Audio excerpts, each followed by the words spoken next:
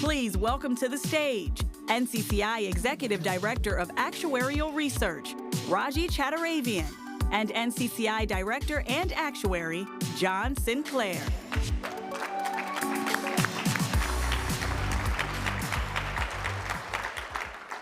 Thank you and good afternoon. At the turn of the century, there were some 8,000 hospitals in the United States. Today, we're down to 6,000. And if you're only counting community hospitals, it's more in the 5,000 range. This is a result of mergers and acquisitions as well as hospital closures. According to the University of North Carolina Center for Health Services Research, the closure of rural hospitals has been particularly acute in the South. The implication for hospital prices is meaningful. One study states that cross-market within state hospital mergers yield price increases of 7 to 9% for the acquiring hospitals. Altogether, along with health system consolidation, an increased hospital concentration strongly impacts private health insurance prices, making it hard to negotiate discounts, and even more so for workers' compensation, given the limited volume. In fact, perhaps in volume, we'll find some relief for overall inpatient expenditure. According to the Kaiser Family Foundation, the number of admissions per 1,000 population has been falling. During the last decade, all states have seen some reduction, and countrywide, since 2012, we've seen a 14% decrease. What did we see in workers' comp, you may ask? During the last decade, we have experienced a sizable decrease of more than 30% in admissions in workers' compensation. This is for NCCI states. The California Workers' Comp Institute has shared that they observed a 50% decrease in the number of inpatient hospitalization from 2012 to 2022. In other words, this is a national phenomenon. John? And Raji, another important aspect impacting national health care is the ongoing opioid epidemic, which continues to consume families across the US. Currently, 71% of preventable opioid deaths occur among those aged 25 to 54, with deaths in those 55 and older growing rapidly. In workers' compensation, however, we have seen a significant decrease in opioid prescribing. And this decline in opioid use is at the forefront of dramatic overall changes to overall prescribing trends. In fact, since 2012, drug costs have been decreasing at a rate of 2.5% per year. Today, prescription drugs represent a mere 7% of the total medical spend. Now, altogether, Donna shared earlier today that medical severity is rising, but at a rate of around 2% per year. By leveraging NCCI's medical data call, here we are able to examine detailed medical payments at a granular level. And at a high level, this medical payment data tells a similar story, increasing our paid per claim at around 2% per year as well. However, with this data, we are able to dive deeper to see the story of the changes underlying these high-level trends.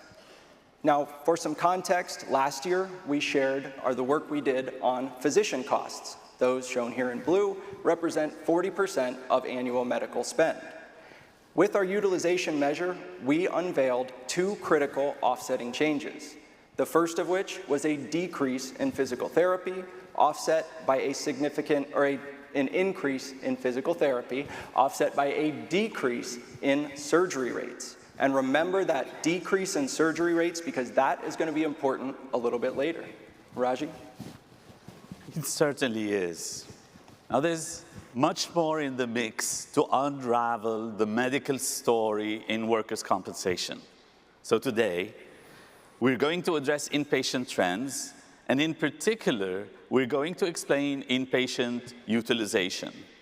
We will show you how workers' compensation inpatient prices are growing, and that will explain the full impact of inflation and market changes. And we're going to conclude with the ever-changing pharmacy trends. Now, with that, we will have explained another 20% of our medical cost trends. Overall, the cost trends for inpatient hospital services and drugs remain favorable for the workers' comp system. All right, so Raji, what does hospital inpatient experience look like in workers' compensation? Well, net of high-cost stays, and those are only some 300 out of 23,000 in a given year, inpatient expenditure per claim is increasing, but at a rate of only 1.6% per year. In total, since 2012, that's just under 20%. Now, on the surface, this change may not seem noteworthy. A little flat to start, a bit of an upward climb from 2015, drop down from COVID, and a return to slow growth thereafter. However, under the surface, things start to get a lot more interesting. And the interest here lies in the two components which underlie inpatient cost. The first of which can be thought of as how often an injured worker is admitted to an inpatient facility, and once there, the types of treatments they undergo. This we define here as inpatient utilization. The second component is simply how much is paid for those treatments. This is inpatient price. Thus, we have inpatient cost, which is a function of both inpatient price and inpatient utilization. And talking of utilization, here's what we have found out. Inpatient stays do not happen frequently, and they're becoming less frequent over time. In fact, in 2012, there were about 20 inpatient stays per 1,000 injured workers in workers' comp. As of 2023, the number is down to 13. This is over 1/3 of inpatient stays no longer taking place. So you may ask, what is taking place? Hold that thought, we'll get to it shortly. Now, costs are reported to us. It's just a measure of the total amount paid for inpatient services. It is no surprise to anyone here that inpatient stays are costly, and in fact, they've become quite a bit more so over time.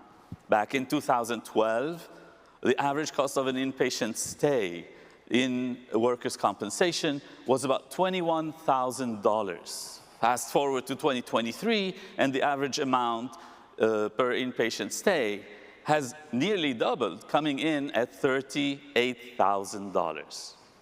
This is at the crux of our story today.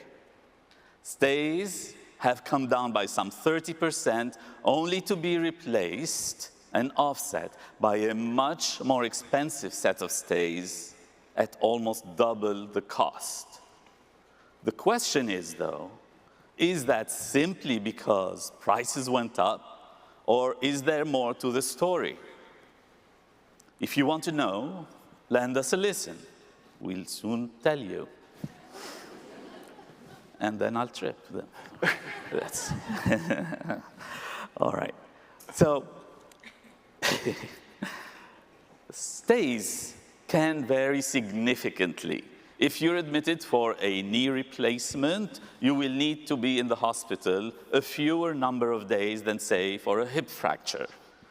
All else equal, a 10-day stay in the hospital requires more resources than, say, a 2-day stay. John? And Raji, what we have seen is that for those stays still taking place today, they are getting longer. Back in 2012, an injured worker admitted to an inpatient stay spent on average 3.5 days in the hospital. In 2023, that number has increased to 4.5 days. That is a whole additional day for each inpatient stay.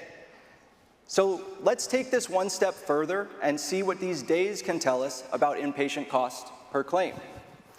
Now, we just learned the number of days per stay is increasing. However, the stays per 1,000 claim, that is coming down much more quickly. So when we look at our days per 1,000 claim, those are coming down as well, from 74 back in 2012 down to 59 in 2023. That's about a 20% decrease. Now, how much exactly are we paying for these stays? In 2012, it was around $5,700 for 1 day in the hospital. Fast forward to 2023, that number has ballooned to $8,500. That is a whopping 49% increase. And as it turns out, these days are essential to understanding our story. Raji? Absolutely. The reason an injured worker is admitted is important. That means not all days are the same. A day when an injured worker receives a lumbar spinal fusion requires significantly more resources than when the worker is admitted and just being observed. This is the basis for the hospital inpatient utilization measure that we have developed, identifying the types of services which drive resource usage on a day and assigning utilization to each day type is the core idea. Here's what we did. John. So Raji, as we conducted our investigation, we found that stays depended on a number of factors, the most critical of which is simply the reason the injured worker is admitted to begin with. In other words, the principal medical condition being treated is essential to understanding any stay. Now, beyond that, the actual treatments provided significantly influence the resource usage.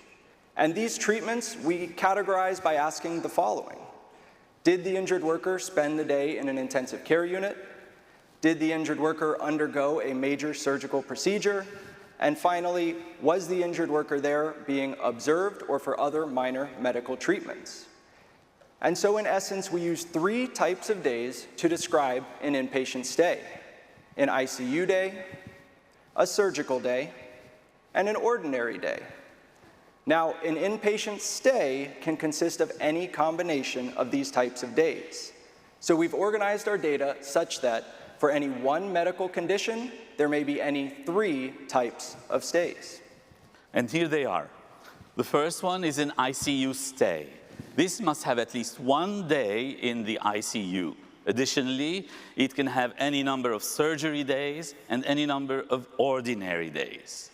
The second type of stay is a surgical stay. This is an admission which consists of at least 1 major surgery and any number of ordinary days. No ICU days here. The third type of stay is an ordinary stay, and that one consists solely of ordinary days. No surgery and no ICU days there. In addition to this categorization, each admission could happen in a trauma level hospital, and thus we add that qualification.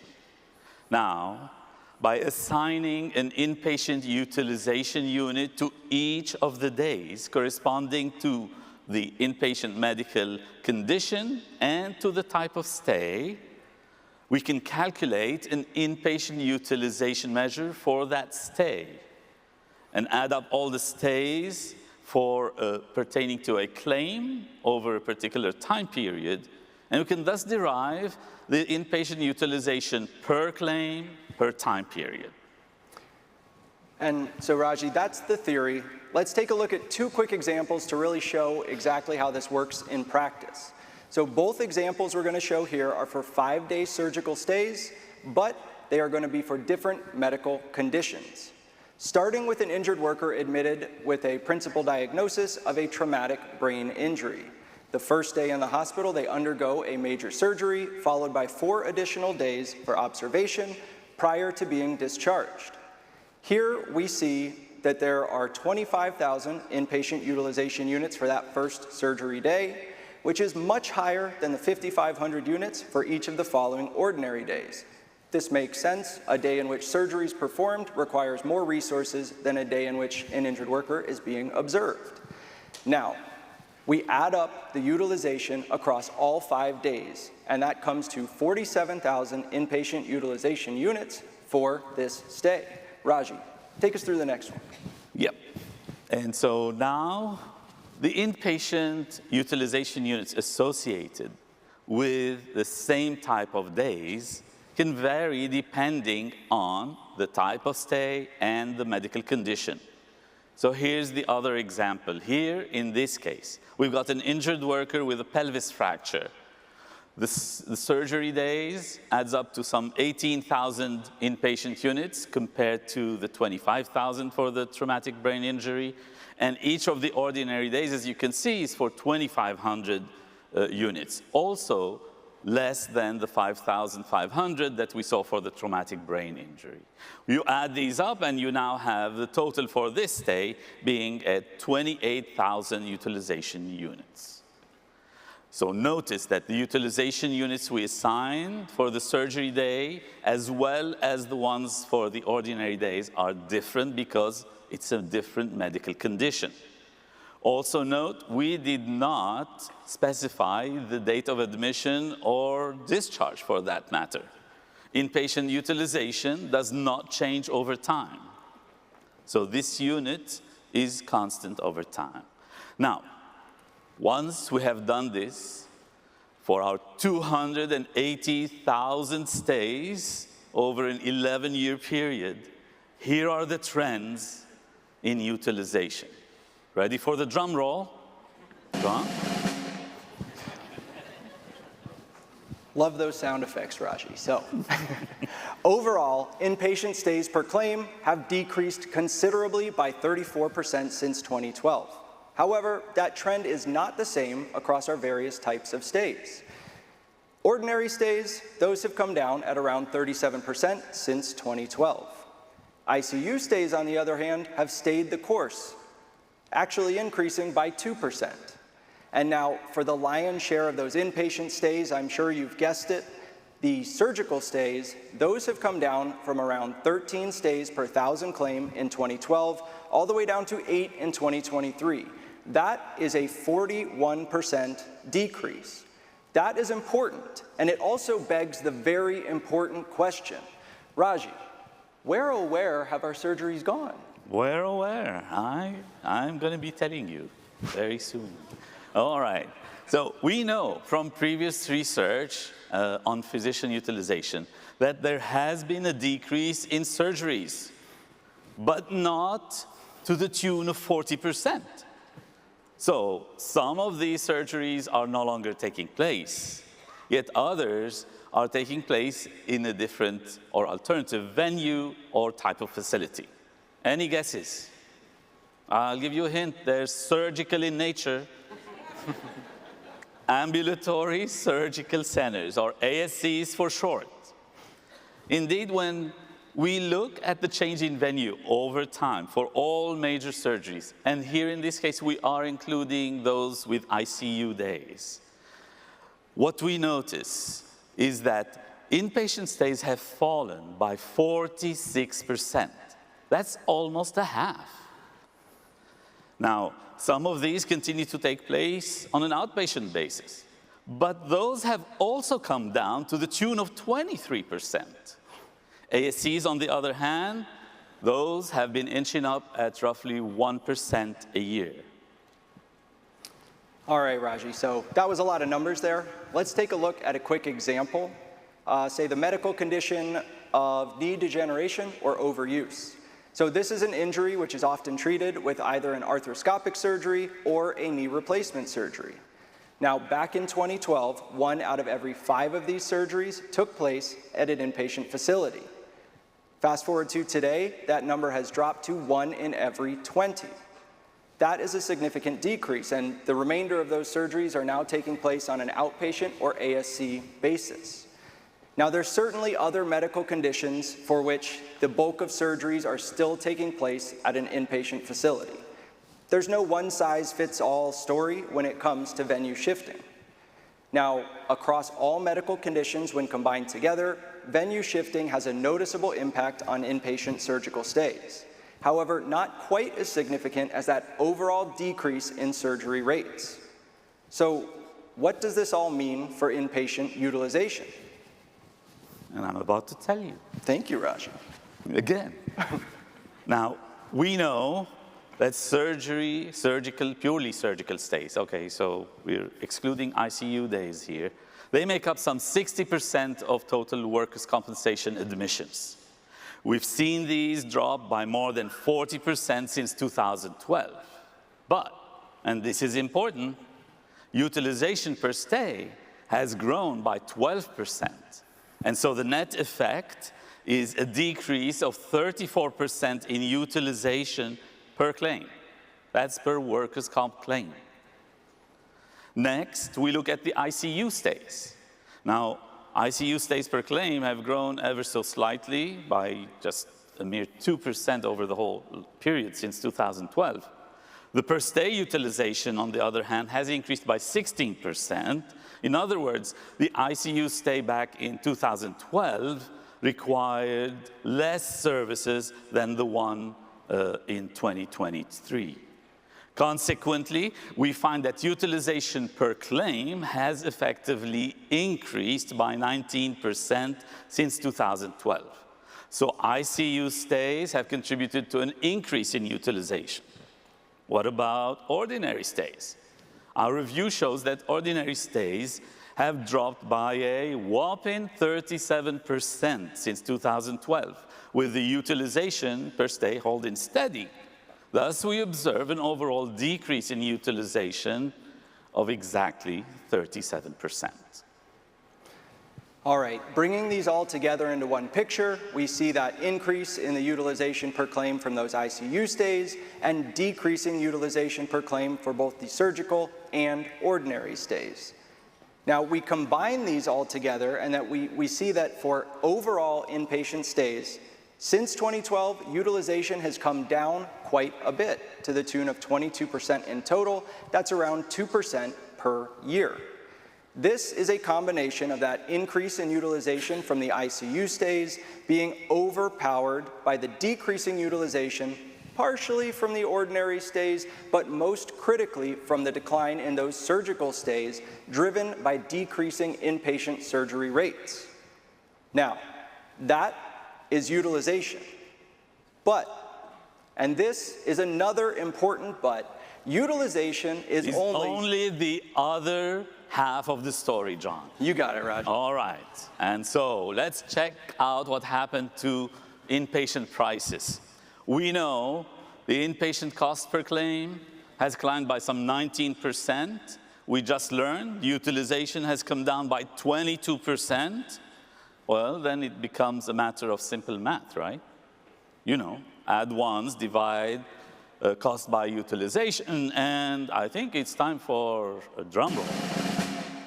Thank you. A whopping 52% increase in inpatient prices. Folks, that's a 4% annual growth for workers' compensation. We already know some of the reasons for price growth in the hospital ecosystem. We have talked about mergers, acquisitions, as well as closures. That is also part of what we see in the Producer Price Index for hospital inpatient services produced by the Bureau of Labor Statistics. But those prices have only grown by 32%. We talked about the increased market concentration for driving inpatient prices for general health, driving them up. In our study, given that we're talking about 23,000 inpatient stays per year over 38 states, workers' comp carriers have less of an ability to negotiate discounts. Anecdotally, we have heard from insurers, and they shared that when it comes to inpatient stays and major surgeries in particular, the choice of the surgeon and where they operate is more critical to the recovery of the injured worker and consequently to the cost of the treatments. Payment regulations and rules are also important and vary widely across jurisdictions. John? And so, Raji, clearly here, workers' compensation hospital prices have outpaced the inpatient PPI since 2012. However, a closer look shows us that since 2018, and this is a time where some of you may remember there was a global pandemic, inflation, a healthcare worker crisis, to name a few. During this period, we saw inpatient prices and workers' compensation track very closely to the inpatient PPI. And hot off the presses this morning, as of May 2024, the PPI for hospital inpatient is hovering right around 4.6% annually. Now, for more information on medical inflation, I highly encourage you to check out Stephen Cooper's economic update tomorrow, where he will do a much deeper dive. Now, to fully understand workers' comp inpatient prices here, let's zoom back out to see that full timeline and take a look at how prices have changed across our various stay types. Starting where it counts the most, and that is those surgery stays. The price for these has grown by around 4% per year, which is an increase of more than 60% since 2012. Folks, that is a 60% increase in prices for some 60% of our inpatient stays. That is significant. ICU stays, the prices have grown as well, but more moderately by about 33% since 2012. That's around 2.5% per year.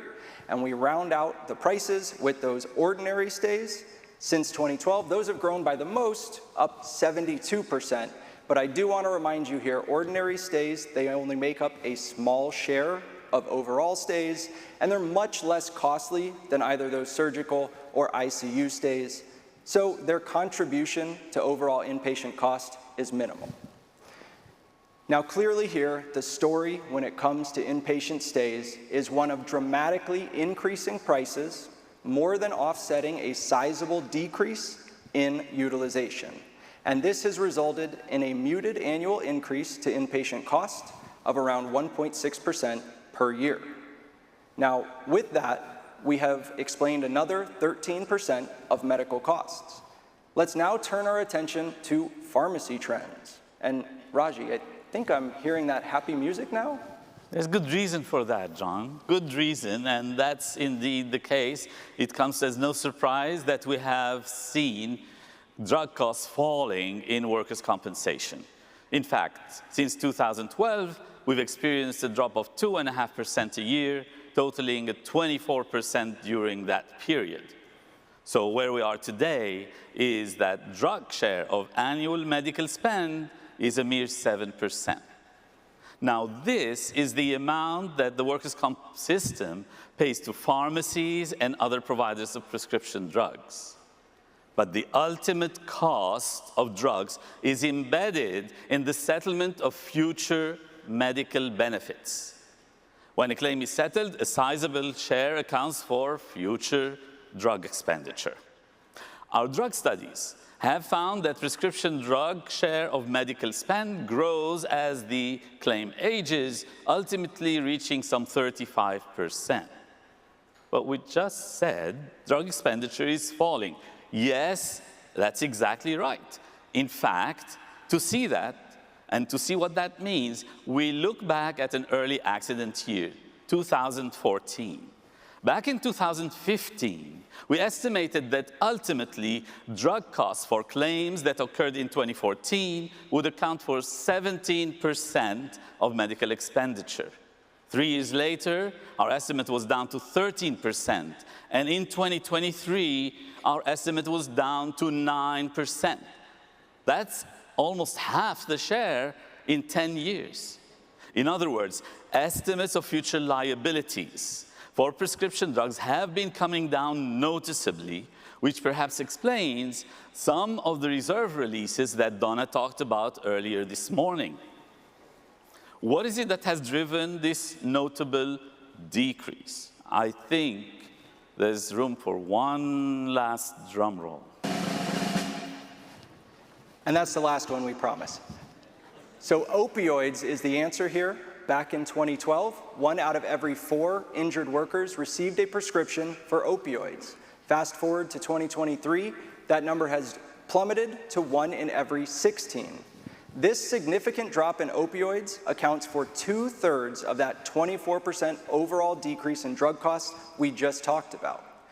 Now, certainly opioids are not the only factor reducing drug costs. The increased use of generic drugs also plays a role. And a perfect example here is Lyrica, which is used to treat pain. Back in 2018 and 2019, Lyrica was the most prescribed drug in workers' compensation. The price per pill at the time was around $10. Now, Lyrica's patent expired in 2019. Enter pregabalin, the generic form. With a price per pill less than half of Lyrica, as you can imagine, pregabalin took on the lion's share of both prescriptions and cost across all jurisdictions. So yes, certainly we see generic drugs and opioids have kept drug costs fairly well contained in recent years. Now, not all types of drugs, however, have been decreasing. What we have seen grow at a meaningful rate is drug costs for topical creams and gels. We're talking an increase in cost to the tune of 96% since 2012. That's almost double. This is certainly one type of drug to keep an eye on moving forward. Raji? All right. It's time to wrap it up. There are lots of fascinating underlying trends in the mix of what drives medical severity in workers' compensation. Today, we've shared some important findings regarding hospital inpatient costs. Since 2012, we've seen fewer but longer stays, with costs growing moderately at just under 20%, or 1.6% a year. Prices, in the meanwhile, have grown at the important rate of almost 4% a year, resulting in a whopping 52% increase since 2012, a trend worth watching very carefully. That said, in workers' comp, as in general health, we are not immune to medical advancements allowing for a meaningful decrease in the need for inpatient stays to the tune of 34% per workers' comp claim. Altogether, with a notable decrease in surgeries, including a shift to an outpatient setting, inpatient utilization has come down by 22% since 2012. And Raji, the changing ecosystem is critical to ensuring that injured workers are afforded appropriate care to return to function. Prescribing trends and their contributions to moderating medical cost increases is another feature of this system. That 24% decrease in drug costs is significant. This trend, if it continues, is certain to deliver future savings in two ways. The first is through those payments directly to pharmacies and other providers, and the second is through savings on those settlements for future medical benefits. As we continue on our journey to deliver insights into the medical cost drivers on both fronts, the price for services rendered and the utilization of medical services, we remain committed to use medical data provided by the carrier community to enrich and inform our industry with further insights. Thank you for your attention. Thank you.